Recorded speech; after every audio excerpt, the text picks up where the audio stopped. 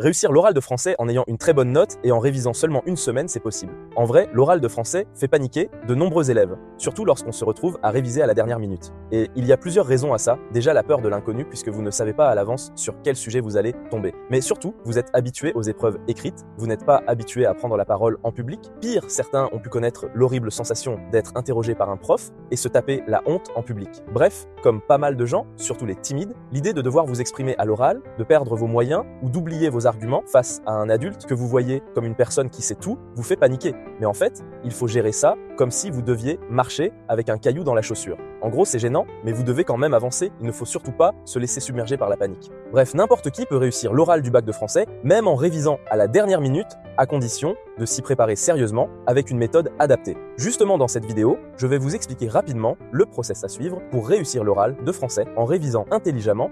Petit rappel des consignes, juste au cas où. Bon, déjà, l'oral n'a rien à voir avec l'écrit. L'épreuve dure 50 minutes et il y a 3 parties. D'abord, vous avez 30 minutes de préparation. Ensuite, vous avez 20 minutes de passage à l'oral qui se divise en 2 parties. D'abord, il y a la première partie qui est notée sur 12 et qui dure 12 minutes et qui se déroule en 3 étapes. La première étape, c'est l'introduction et la lecture d'un passage du texte choisi aléatoirement lors du tirage. Concrètement, il faut commencer par une courte introduction dans laquelle il faut présenter rapidement l'auteur et expliquer en quoi consiste son œuvre. Donc, il faut aussi indiquer rapidement le style et le genre littéraire et expliquer rapidement de quoi parle le texte. Il faut aller à l'essentiel parce que vous êtes avant tout noté sur votre réflexion et votre compréhension du texte. Ensuite, il faut procéder à la remise en contexte. En gros, il faut d'abord situer le passage dans l'œuvre, ensuite, il faut situer l'œuvre et l'auteur dans leur contexte historique et littéraire. Et enfin, il faut évoquer l'intention de l'auteur à travers son texte et préciser en quoi ce texte est intéressant sans trop problématiser pour autant. Idéalement, toute cette partie doit durer 3 minutes. Ensuite, il faut enchaîner par la lecture à voix haute d'un extrait de l'œuvre à analyser. Concrètement, ici, il faut charmer le correcteur, il faut lui montrer par votre lecture que vous avez compris ce que vous avez lu. Votre lecture doit être expressive, dynamique et fluide. En gros, le correcteur ne doit pas avoir envie de dormir ou de se pendre en vous écoutant. Et durant cette lecture, ne faites pas attention à la limite de temps, le correcteur vous arrêtera et ça ne sera pas un mauvais signe. Après la lecture, il faudra conclure l'intro en indiquant votre problématique. Ensuite, il faudra expliquer rapidement le déroulé de votre présentation en annonçant les fameux mouvements du texte. En gros, les mouvements, c'est juste le plan de votre analyse qui suit l'ordre logique du texte et qui sert à répondre à la problématique. Normalement, vous avez vu ça en cours, donc il suffit de le revoir ou de demander de l'aide à un élève brillant. Bref, la deuxième étape de la première partie de l'oral, c'est l'analyse ou explication linéaire qui doit durer 7 minutes. C'est à ce stade qu'il faudra proposer une explication linéaire du passage de texte choisi lors du tirage. C'est vraiment ici que vous allez devoir analyser le texte ligne par ligne en suivant l'ordre du texte du début à la fin.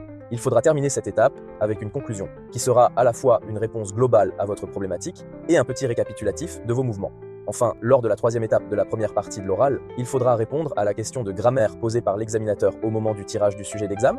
Cette question peut porter sur la négation, l'interrogation, les propositions subordonnées qui peuvent être relatives ou circonstancielles, ou sur les phrases simples ou complexes. Normalement, vous avez tous ces infos dans vos cours, mais vous pouvez les retrouver sur Internet ou dans les annales bac. Cette étape doit durer 2 minutes. Et perso, le jour de l'examen, je vous conseille de commencer directement par répondre à cette question. Lors des 30 minutes de préparation, comme ça sera fait. Petit rappel, le texte que vous aurez à l'oral, vous l'aurez déjà travaillé en cours avec votre prof. Donc forcément, l'astuce, c'est de réviser régulièrement les explications linéaires, les intros, la problématique, les mouvements et la conclusion des textes que vous avez étudiés tout au long de l'année. En filière technologique, vous en aurez 12 à maîtriser et en filière générale, 16. Autre petit rappel surtout, il faudra apprendre à bien gérer votre temps parce que respecter les délais, ça entre en compte dans la notation. Donc c'est ultra important de tenir 10 ou 12 minutes durant toute la première partie de l'oral. En gros, il faudra tenir 3 minutes pour l'intro, 7 minutes pour l'analyse linéaire et la conclusion, et 2 minutes pour la question de grammaire. Bref, ensuite, dans la seconde partie de l'oral, vous aurez un entretien de 8 minutes qui sera noté sur 8, au cours duquel l'examinateur va globalement vérifier vos connaissances, aussi bien sur le texte analysé dans la première partie que sur d'autres sujets. Bon, ici concrètement, pas besoin de s'inquiéter du temps, il faut répondre aux questions de l'examinateur tout en essayant de gérer l'entretien comme si vous aviez une discussion profonde et sans filtre avec votre meilleur ami. Bon, entrons dans le vif du sujet. Maintenant, je vais vous donner le plan précis à suivre, divisé en 2 phases, une phase de préparation de vos outils de révision et une phase de révision et d'apprentissage. On commence avec la première phase, celle de la préparation de vos outils de révision. Ici, il faudra respecter 3 étapes en 2 ou 3 jours max. Première étape, réunir et trier les informations. Le texte que vous aurez à l'oral, vous l'aurez déjà travaillé en cours avec votre prof, donc le premier jour de révision, il faudra juste récupérer et réunir tous vos textes, toutes vos analyses linéaires et reprendre les cours en lien avec ces analyses. En gros, l'objectif, c'est de rassembler le maximum d'informations fiables. Pour chaque texte, vous devez avoir son introduction, son analyse, sa problématique et sa conclusion. Si vous n'avez pas tout ça, il faut oublier votre timidité et demander de l'aide aux meilleurs élèves de votre classe, ou sinon il faut chercher des analyses sur Internet. Les sites, l'étudiant et Studirama proposent pas mal d'infos fiables et gratuites. Je mettrai des liens en description. Mais en vrai, ce qu'il faut bien retenir, c'est que le bac, c'est pas un concours, c'est juste un examen. En gros, vous n'êtes pas en concurrence, donc pour l'oral de français en particulier, il vaut mieux collaborer avec vos camarades les plus brillants, parce que ce sont eux qui ont les meilleures infos. Deuxième étape, faire des fiches de lecture. Après avoir collecté toutes les infos importantes, il faudra faire rapidement une sorte de fiche de lecture de chaque texte, avec 3 grands axes, l'introduction, la problématique et la conclusion, et le tout doit tenir sur une feuille. Perso, je vous conseille de recopier l'intro en entier, avec la présentation de l'auteur et de l'œuvre, avec la remise en contexte, la problématique et les mouvements du texte. Je vous conseille également de recopier en entier la conclusion et d'apprendre par cœur l'intro et la conclusion et de surligner en jaune toutes les problématiques. Troisième étape, surligner les procédés littéraires et les analyses sur le double de chaque texte à étudier. Pour chaque texte au programme du bac, il faudra en avoir un qui est annoté avec toutes les analyses que vous avez reçues de votre prof et toutes les analyses que vous avez notées pendant l'année. Et il faudra aussi avoir un double de ce texte mais vierge sur lequel vous allez surligner les procédés littéraires, les expressions importantes et les analyses en respectant un code couleur avec les figures de style d'une couleur, les procédés lexicaux d'une autre, les procédés grammaticaux aussi. Bref, normalement votre prof vous a fourni tout ça tout au long de l'année. Mais encore une fois, si vous n'avez pas ça, il faut demander à un camarade brillant ou sinon le site L'étudiant donne une liste des procédés littéraires. Pareil, je mettrai ça en description. Et surtout, il ne faut rien écrire sur les feuilles contenant les textes surlignés. En fait, vous le verrez dans la suite du process, mais le but, c'est d'apprendre toutes vos fiches de lecture par cœur. Comme ça, lorsque vous allez lire le texte vierge mais surligné, ça vous aidera à vérifier si vous vous souvenez des analyses notées dans la fiche de lecture. C'est ce travail en 2 temps qui va vraiment vous permettre d'assimiler les analyses et de mémoriser ce que vous apprenez. Bref, il faut faire ça pour tous les textes le plus rapidement possible, c'est-à-dire en 2 ou 3 jours max. Et je vous conseille de réviser 8 heures par jour durant ces 2 ou 3 jours, parce que là, le but c'est vraiment de bosser à fond, sans aucune source de distraction, pour vous créer vos outils de révision le plus rapidement possible. Par exemple, je vous conseille de ne pas toucher votre téléphone et de le mettre dans une autre pièce que votre lieu d'apprentissage.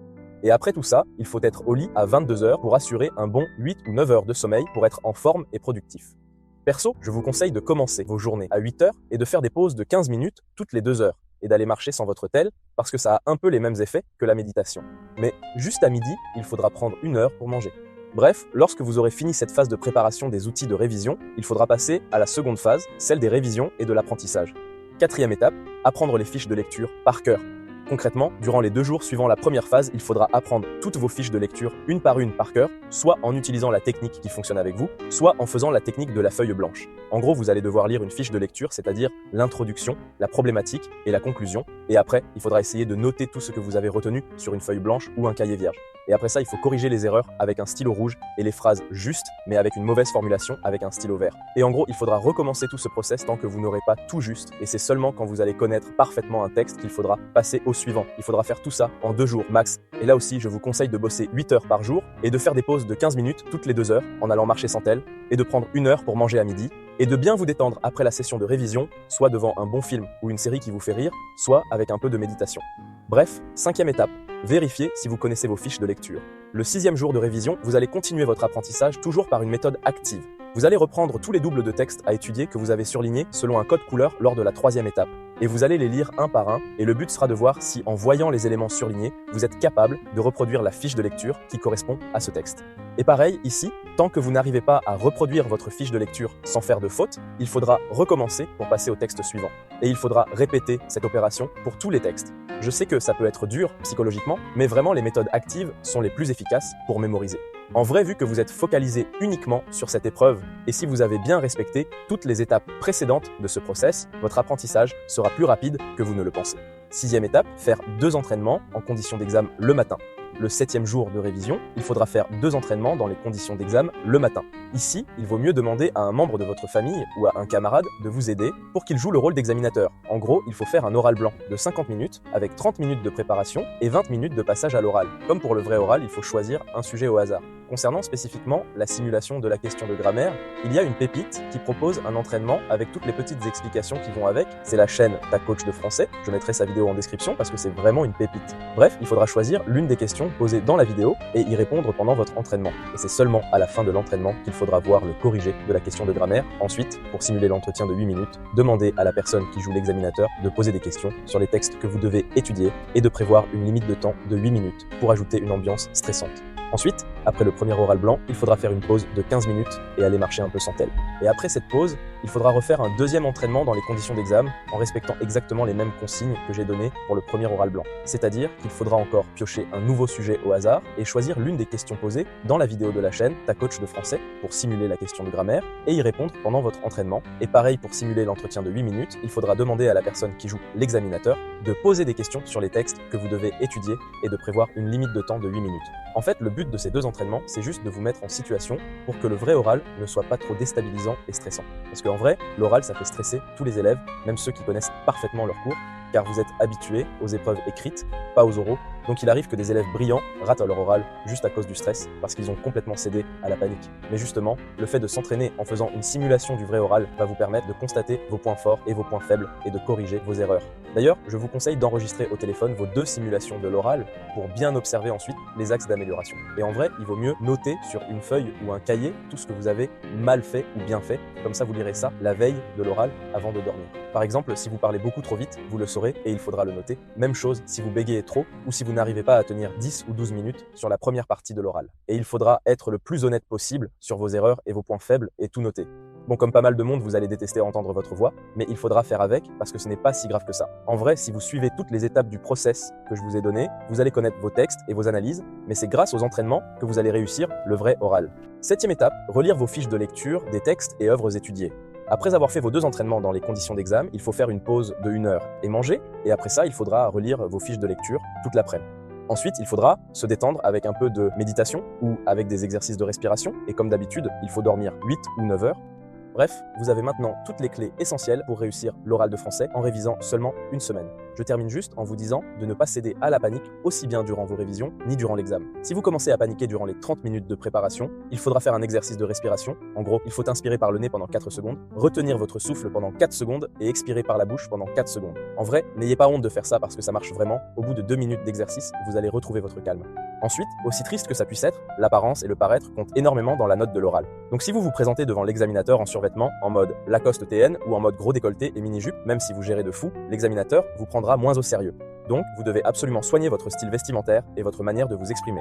Concernant le style vestimentaire, un t-shirt à manches longues, même s'il fait chaud, ou une chemise avec un pantalon ou un jean et des chaussures un peu comme les Stan Smith, ça fera largement l'affaire. Concernant la manière de s'exprimer, ce qu'il faut bien comprendre, c'est qu'à l'oral, ce qui compte, c'est surtout l'énergie que vous dégagez quand vous parlez. Si vous donnez une information correcte, mais avec un gros manque d'assurance et en bégayant, l'examinateur n'aura pas une bonne opinion de vous et vous allez perdre des points comme ça. Alors que si vous parlez avec l'examinateur avec assurance sans bégayer, un peu comme si c'était votre pote, mais en gardant le vouvoiement, vous allez gratter des points précieux, même si ce que vous dites n'est pas parfait. Bref, mettez toutes les chances de votre côté, avoir le maximum de points à l'oral, ça se joue sur des détails. En tout cas, j'espère que ça vous aidera et je vous souhaite la réussite, mais surtout la santé et la paix sur vous. À ceux qui appliqueront ces conseils, je vous dis par avance de rien.